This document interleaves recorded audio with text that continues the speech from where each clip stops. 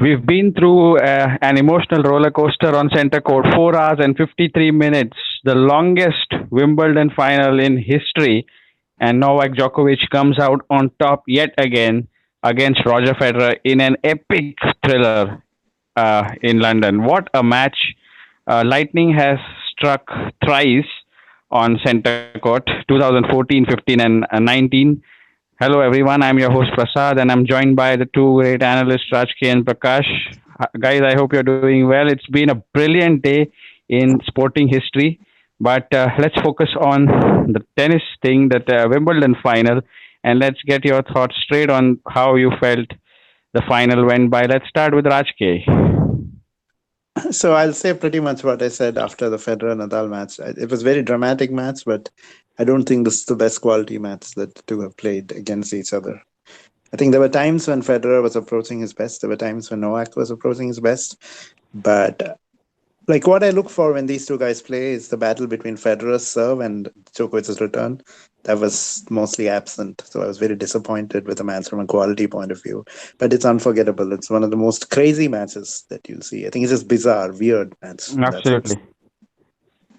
Yeah, absolutely. And Prakash, let's get your thoughts on the final. An emotional roller coaster there. 8-7, 40-15 serving for the championship, and then break being broken. Yeah. What did you make of that? So definitely, it was already say, it's like an episode from Stranger Things, you can say, such a private zone, No, on Prakash, many fronts, right? Stranger Things is not so bad. They have some logic there. That's true. It's right from the beginning, right? In the first two sets, you felt like this was basically following the pattern that Nadal Federer semifinal did, where a guy toughs out a tie break, and then the other guy just basically breadsticks the other guy. And then, of course, you get to this point where in the fourth set, Federer wins a set, which sent you back to 2014 Wimbledon final, where Federer, who was down 2-1, with the help of the crowd, he always gets all over the world. He kind of used that energy, and by that time, right, I think a 37-year-old who has played the kind of physical matches that he has played. I mean, these are not like the 90s grass courts, where you can play 5 sets. This is just, straight out like a slow hard court. And the effort that must have gone in, for Federer to again come back. And then he went into the fifth set, where early on Federer had his chances to break Djokovic, and then Djokovic breaks him. This was very much like, actually, if you look at the 2007 Wimbledon final, this is what Federer does to Nadal. Nadal has some chances to break Federer, which he does, which is not is unable to take. And then Federer breaks him back and goes all the way to win. So that was so it's like so many flashbacks, so many, resemblances to matches, right? Correct. We got the ultimate. Who broke first in the fifth set? It was Djokovic. It was Djokovic who made it 4-2. Right? Yeah, it was Djokovic who made it 4-2, and then Federer immediately broke back. Right? Very nice game. So this was like a combination of various previous matches, right? At some point it felt like 2008. Some point it felt like 2014 Australian Open. Some point it felt like 2017 Australian Open with Federer, down by breaking back. Yeah. And most likely, at some point it felt like US Open 2011, right, with Djokovic. Crazy. There's so many weird matches combined into one crazy match, Yeah, and 8-7, 8-7, 40-15. It felt like the 2008 final. And exactly. And he was love 15 down on the serve, and then he came back to take 3 points and 1 point away, and it kind of felt like a case of so close yet so far. But and the longest. There's one more match we're forgetting, maybe 2009 Wimbledon. Between Federer and Roddick. Federer didn't have a break point, I think, till the fifth. He never broke Roddick. He kept winning tiebreakers, and then towards the end he broke Roddick. 15-13. Djokovic, so a bit of that also thrown in to completely add to the confusion as to what exactly is going on here. So 2 sets all, 12 games all, and then Djokovic winning the tie break. and it surpasses Nadal versus Federer's 4-hour 48 minutes in 2008. And now this is the longest final, and this is the most thrilling final in Wimbledon history. But let's get Rajke, your thoughts on the first four sets. I mean, Novak Djokovic did not have a break point until maybe the fourth set, where he was down a double break and then he broke Federer. So, a master of clutch moments, you can say, putting in that shift when it matters to win those So sets. again, so this is not the Novak Federer match that I like, as I said, because I always look for Djokovic's return against Federer's service games. That's like I remember it from 2015. It's so nice to see that, and never got to see this in this match. Federer, I felt, made a much better start and probably was the better player in the first set. And Djokovic was just winning the tie breaks, and in between there was this weird set where he didn't seem to try much, very like Federer against Nadal. So never towards the end, maybe late fourth set, fifth set was a bit good. In the beginning, that's where I thought both of them were playing some good rallies. But other than that, this strange match with not great quality but a lot of drama, as I said. Yeah. So Prakash, Federer very good first serves today. 80% of the first serves in, and totally you can say the better of the two players. The stats show that he is the better of the two players. What's your take on that? Well, in a close match like this, that's bound to happen. And I think if you've seen and followed Federer's career, he's like very unlike the other champions in that there are a lot of matches like this where Federer basically, and I mean if you look at his breakpoint conversion, right? That's pretty much the story of his career as well, where he just produces like infinite chances, you can say, and then probably messes up a lot of them. It's like basically he just lets the chips fall where they fall. He just goes and lets his game flow, and that is pretty much unique, in that sense, Federer, because most of the other champions generally they kind of convert those limited chance, not limited relatively, I would say, but whenever they get it, they try not to make a mess of those chances. But Federer has never been that kind of a player, and that's why I always keep reminding people that, what people forget in all these great numbers that Federer has put up is that his career could have very easily, and it is across all sports, where now people like Rios and now like Kyrgios, these guys are just, I feel like there's a threshold of talent above which I think people just cannot handle it, and we have too many examples in not only tennis, but all over sport, where this kind of things just, that Federer, that he got to credit Federer that he has achieved so much in spite of all this, rather than look at it as, an anomaly kind of thing. And it's very common pattern. I think he's the tennis player with the most matches where he has won more points than his opponent, but lost the match. I think, if I remember that stat. Prakash, continuation of that. Yeah, and Prakash, Rajke, here are some of the stats I'm presenting to you guys, and then let's have your thoughts on that. Points won on first serve, 79% for Federer and 74 for Djokovic, 74. Points on second serve, 52% for Federer and 47 for Djokovic. Aces, 25 for Federer, 10 for Djokovic. Winners, 94-54. Unforced errors, Federer with more unforced errors, 61-52. Break points won, 7 out of 13 for Federer and 3 out of 8 for Djokovic. And total points won, 218 for Federer, 203 for Djokovic, champion Djokovic.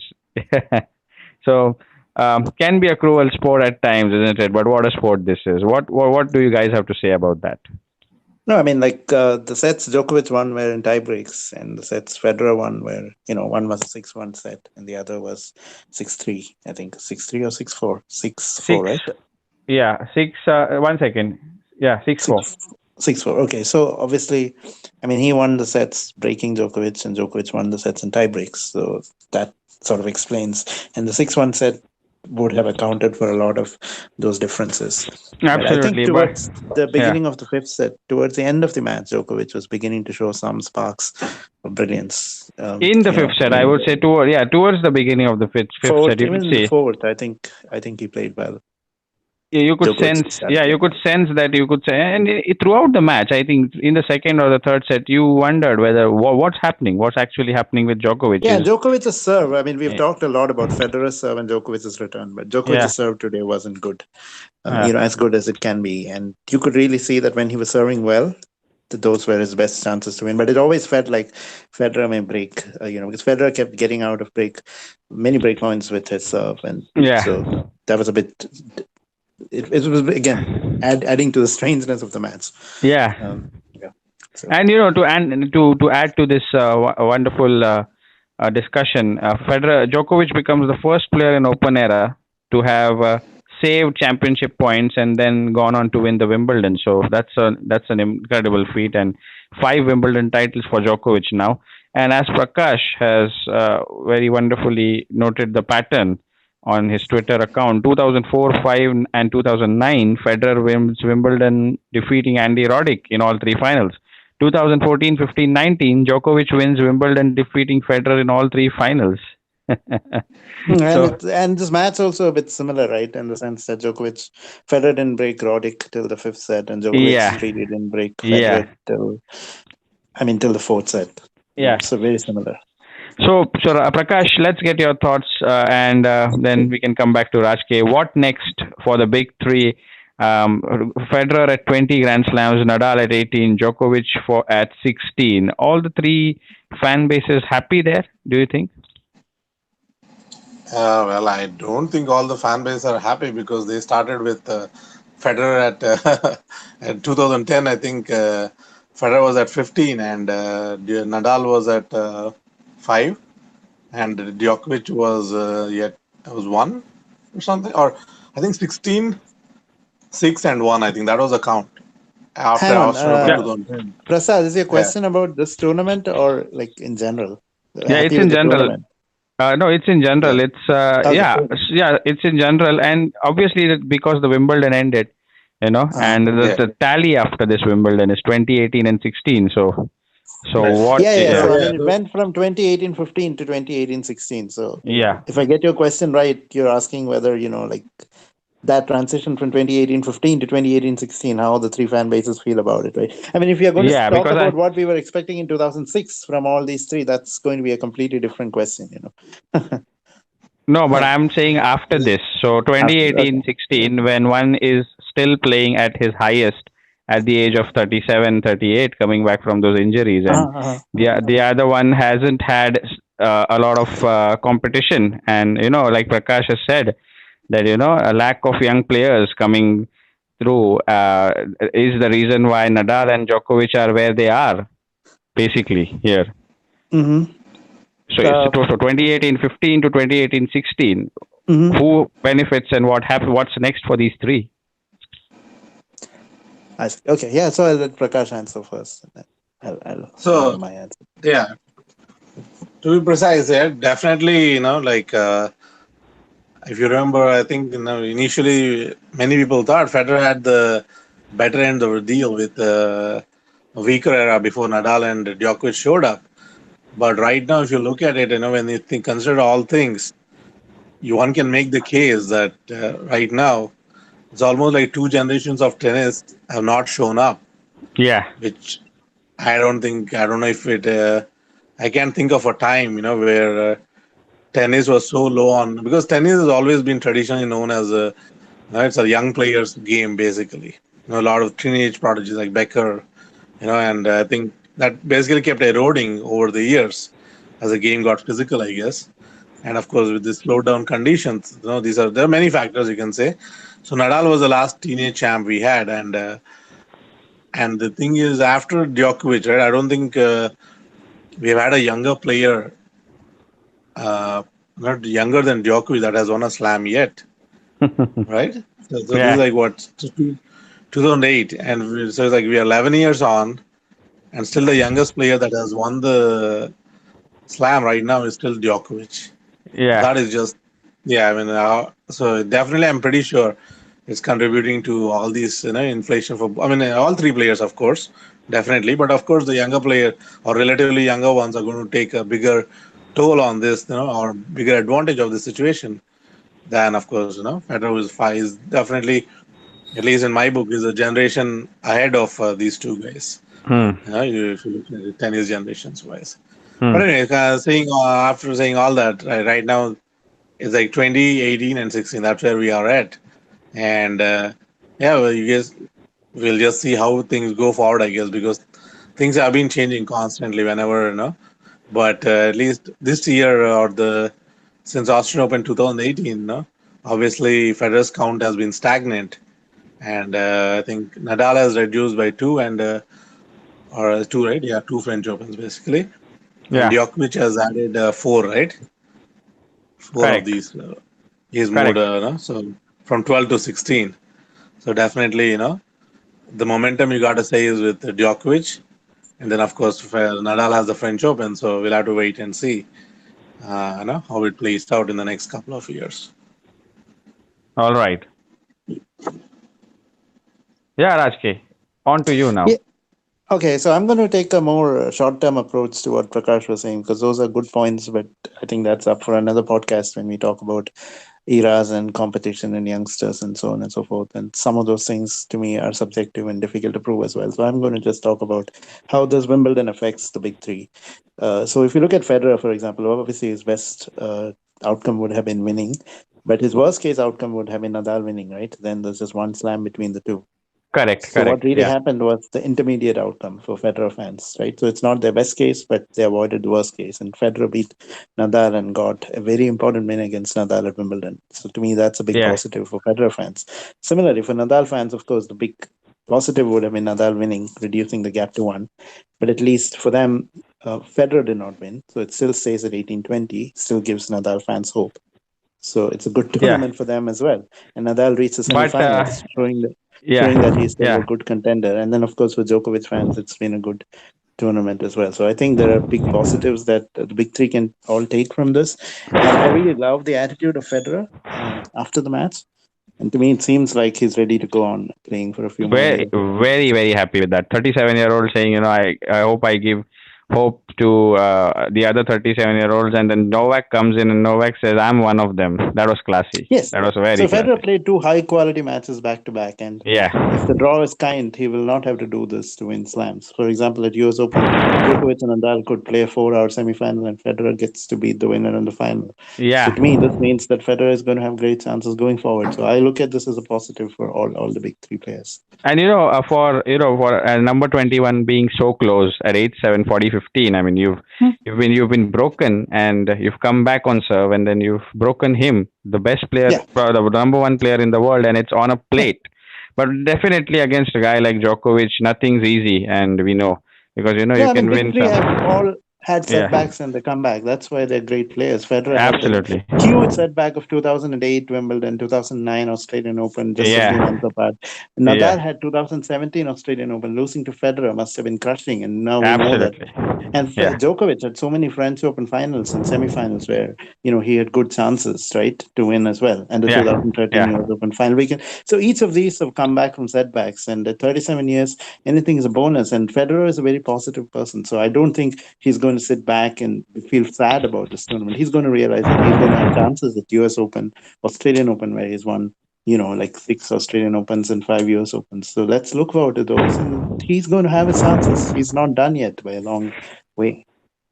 Yeah, after this Wimbledon final, only five Wimbledon men's singles finals have reached 6-6 in the fifth set, and Roger Federer has played three of them.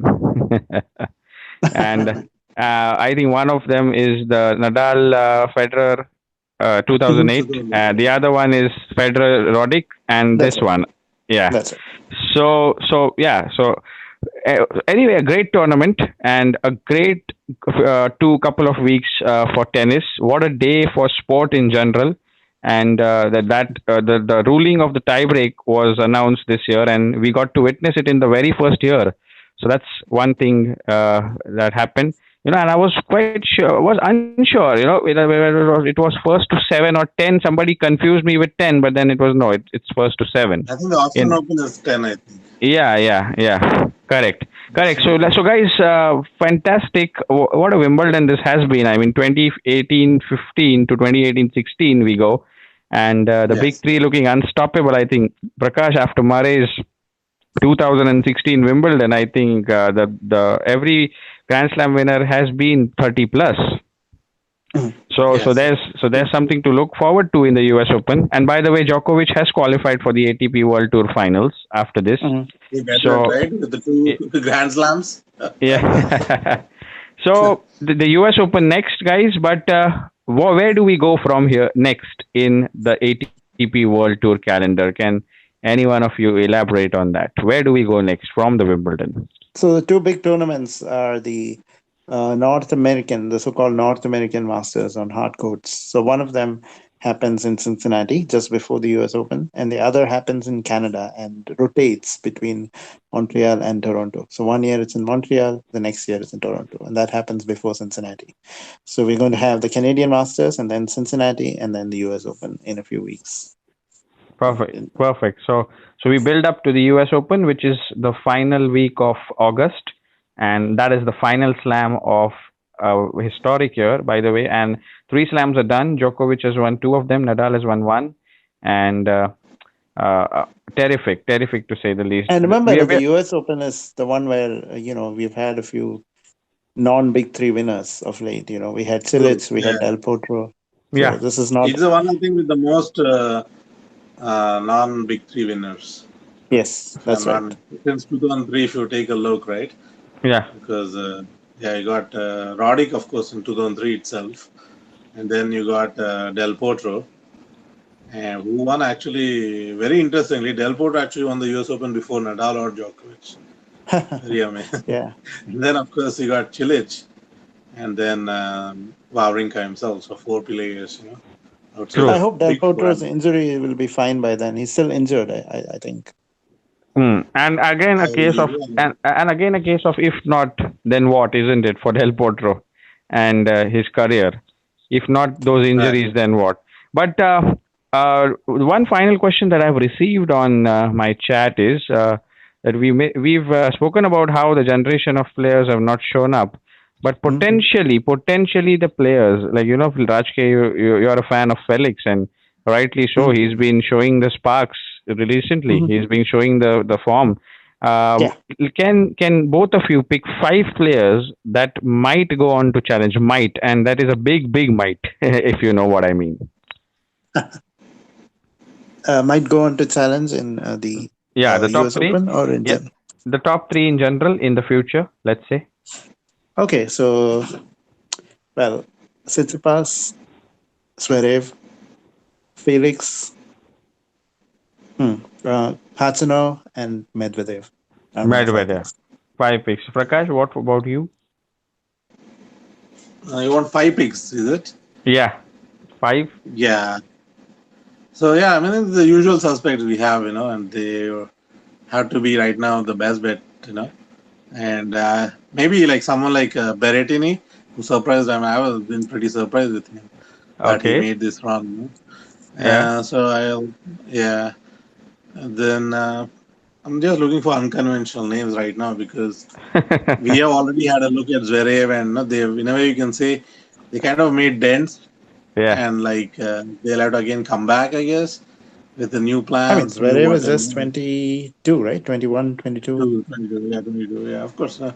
It's definitely, I think Zverev got the biggest upside as much as far as I know because even in the game, right, he's got the biggest game of all these guys. It just someone needs to help him just put that together, and just make him play a little more aggressive because he's like Del Potro when he initially came on. His first movement, I think, like many clay courters, is to step back from the baseline rather than go in, because that's what most aggressive and hard court or grass court players, fast hard court and grass court players do. That you want to go into the court after your shot, you want to follow that up. It took him a while, and that kind of a thing. Someone needs to get him to change that. I think attitude And with that game, right, the serve and the ground strokes, oh man, he's got so much upside. And Yeah, he's so also been a whether bit unlucky with some personal problems this year, personal so issue, it's a bit yeah. unfair to So judge him. there's so many factors, we take for Yeah, granted because we see these guys doing it so easily, but so many things have to come right to make a great champion. correct. And to make that champion keep repeating as much as these guys have done. Yeah, it is like so many factors out. So I guess, yeah, maybe that's why we going to see like a scarcity of stuff, for a while now. Looks like things. I don't know. Yeah, we have to wait and see.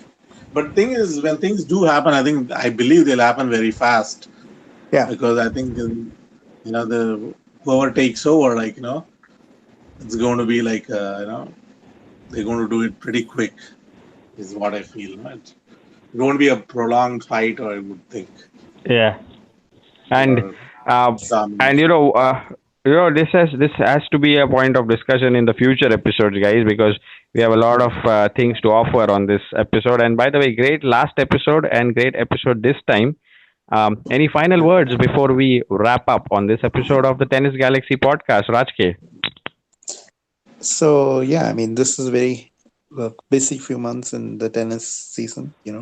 Starting with French Open and then Wimbledon and then US Open. You have three slams back to back, and so this is the time to really watch tennis and make sure that you don't miss too many matches, because after that there's a little bit of a lull before the Australian Open starts again in January. So this is my favorite time of the year, and so far it's lived up to expectations, particularly this Wimbledon. I think it will long be remembered for two classic Federer Nadal and Federer Djokovic matches, and I hope that US Open, which is to come in a few weeks, is going to be as exciting as this as well.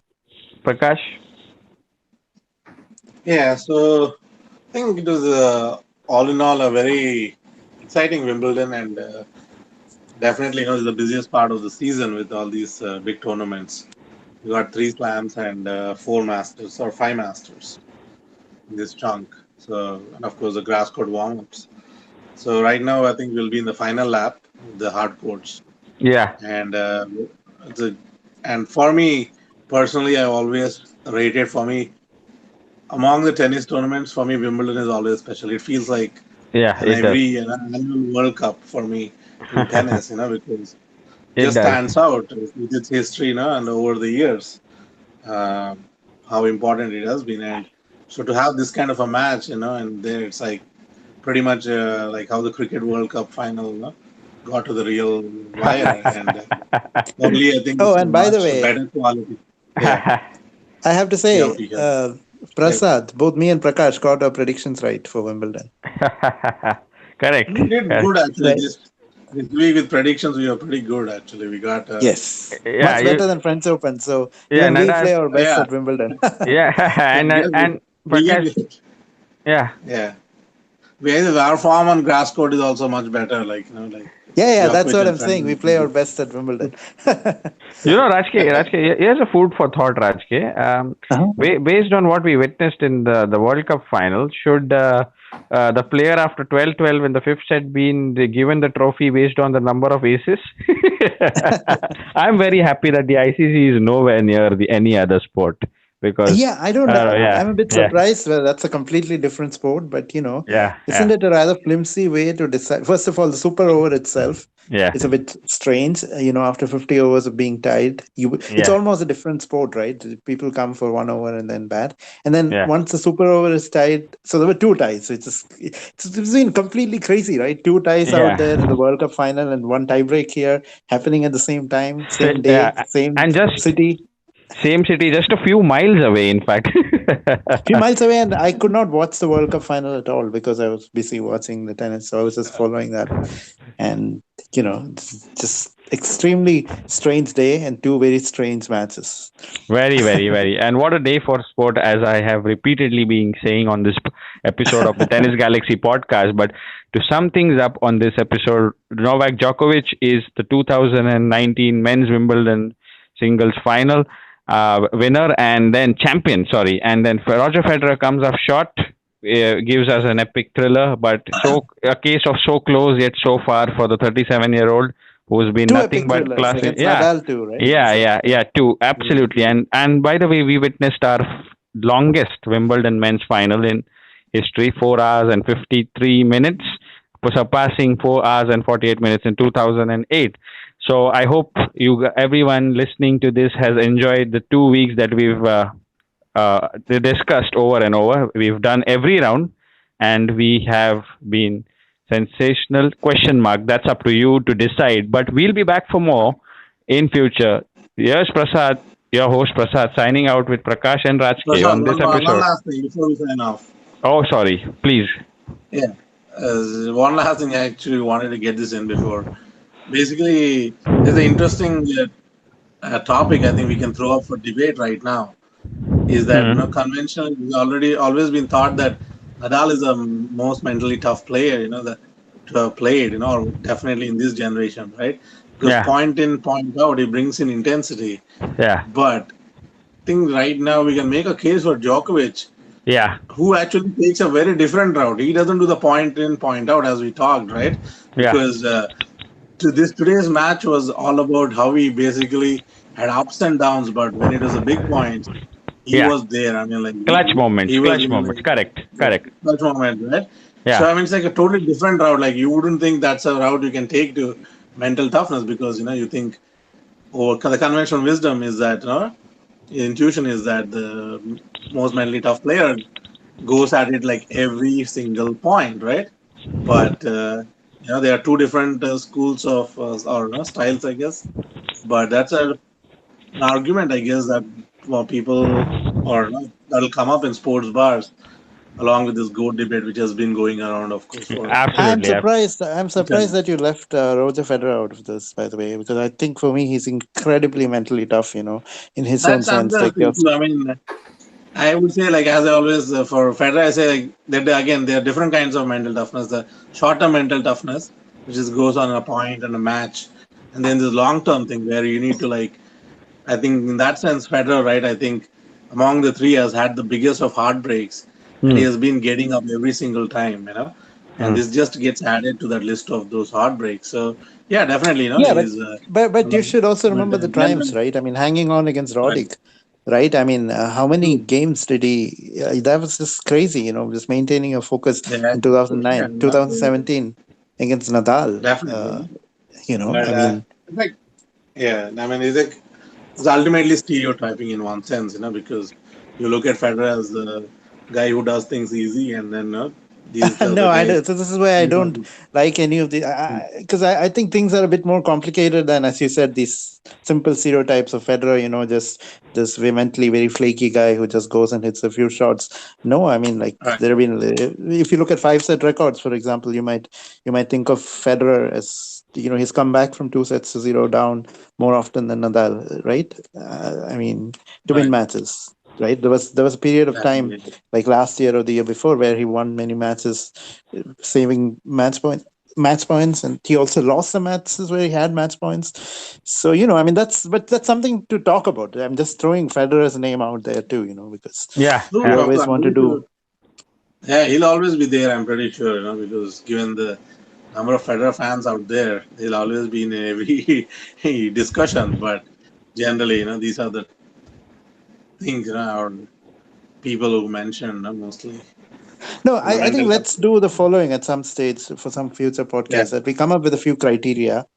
And then try to rank people, and let's fix the criteria first before looking at the players, and then we can add some statistical things like maybe break points saved or match points saved or something, and then we can go back and see who does the best. But I mean, I'll leave that to Prasad as to when he wants to talk about this. Absolutely, guys. But to look back onto where we started a month ago and where we are today, and it's really been amazing sharing the space with you guys, and it's so much to learn, so much to understand. I mean, the technicalities are brilliant there, and people are loving it.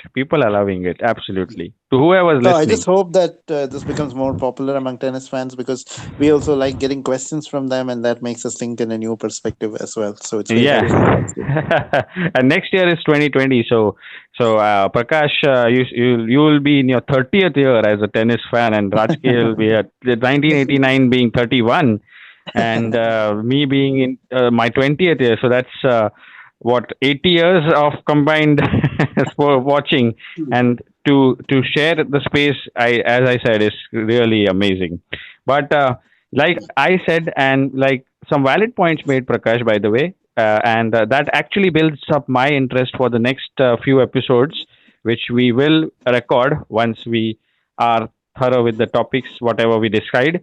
But it's been great sharing the space, and like I said, what a brilliant day in the history of sports in general, and what a day at center court. I mean, and the best man won there. The man who held his nerve in clutch moments, as I say, won the title. So until next time, ladies and gentlemen, I hope you've enjoyed this episode. Until the next time, here's your host Prasad signing out with Prakash and Rajke on this episode of the Tennis Galaxy podcast. Bye, guys. Bye, guys.